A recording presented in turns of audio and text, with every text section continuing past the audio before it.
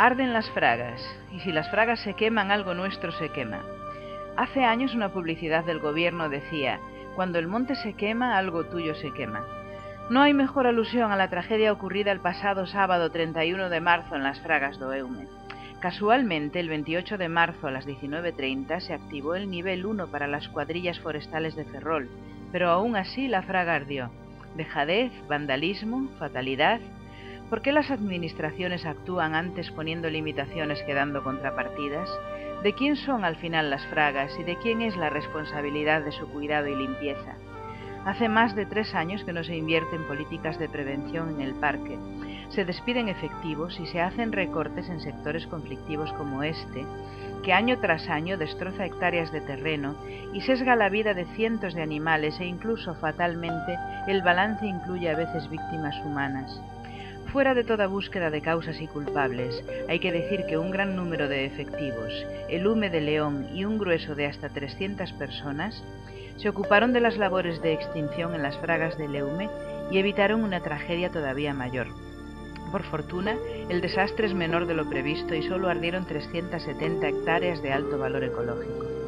Los vecinos, asustados en un principio por el desconocimiento del alcance real del desastre, agradecieron especialmente la labor de la Guardia Civil durante toda la noche, la rápida actuación del Parque de Bomberos de Aspontes y se quejaban de un exceso de ecologismo y de proteccionismo que no permite que las fragas dejen de ser una selva intransitable y una mecha perfecta para ser pasto de las llamas. Los habitantes de la zona son los verdaderos ecologistas y gracias a quienes en este caso las fragas do Eume han llegado a ser lo que son. No ardió un simple bosque, se quemó o fue quemado un patrimonio de valor ecológico para todos. Este enclave natural gallego, situado entre la costa de la ría de Ares y el cordal de la Serra da Loba, agrupado a lo largo de más de 80 kilómetros, siguiendo las orillas del río Eume, fue declarado Parque Natural en 1997 y constituye la mejor representación del bosque termófilo de toda la Europa atlántica, tanto por su extensión como por su conservación.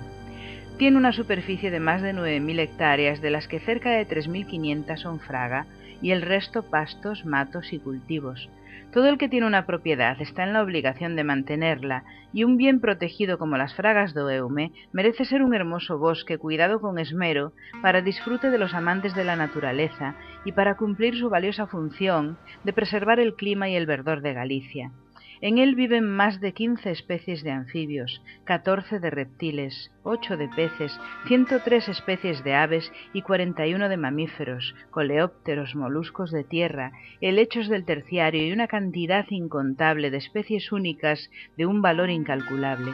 Es un bosque que ha cambiado muy poco desde el Neolítico. No solo hablamos de una joya natural, sino de un entorno mágico en el que se pueden encontrar monasterios, castillos, restos de molinos, de minicentrales, pequeños riachuelos donde se pueden ver truchas y una vegetación única de alisos, chopos, abedules, castaños, robles y, como no, en su parte más externa, eucaliptos. Con algo de suerte y paciencia podemos llegar a observar al gato montés, la jineta, la marta, el zorro, la nutria, al búho real, al halcón abejero, el martín pescador, el azor y otras aves típicas del bosque. Tras las labores de extinción, las fragas registraron ya sus primeras precipitaciones y por fortuna las lluvias fueron ligeras y en apariencia no provocaron problemas graves de arrastre del suelo. Esas circunstancias meteorológicas darán tiempo a la Xunta para proteger el suelo quemado del Parque Natural. Asociaciones ecologistas y expertos universitarios han subrayado que ese es el mayor peligro al que se enfrentan en la actualidad las fragas, ya que si se producen lluvias fuertes, el agua podría arrastrar grandes porciones del suelo y arruinar cualquier posibilidad de recuperación. Si eso ocurriese, también estaría en peligro el propio río Eume e incluso las zonas marisqueras de su desembocadura, que podrían verse sometidas a medio plazo a un proceso de eutrofización. Varias entidades han solicitado ya a la Xunta que ponga en marcha un plan para proteger el río y su estuario, desplegando barreras anticontaminación y otros mecanismos similares. El gobierno gallego subrayó que antes de tomar estas medidas o las destinadas a evitar la erosión del suelo, era necesario finalizar con las tareas de extinción del incendio, labores que a estas alturas se han dado por finalizadas. Pero no solo las fragas del Eume son consideradas algo digno de preservar dentro del paisaje gallego, como el último bosque atlántico de Europa. Galicia cuenta con varias zonas protegidas y casi todas ellas desde hace cerca de 20 años. En Corrubedo, otro parque natural gallego, se echa de menos un proyecto regulador del parque y quizás porque en Galicia el apego a la propiedad privada es grande, muchos propietarios ven las leyes restrictivas resultantes como una expropiación y ya no se identifican con lo que eran sus tierras. Han sido muchas las decepciones que se llevaron al dilatarse una y otra vez proyectos previstos tanto en un parque como en el otro. En ambos se viven a diario problemas como la proliferación de jabalíes en los cultivos. El caso es que este malestar se traduce en que cada vez se cultivan menos fincas y se cuida menos el terreno.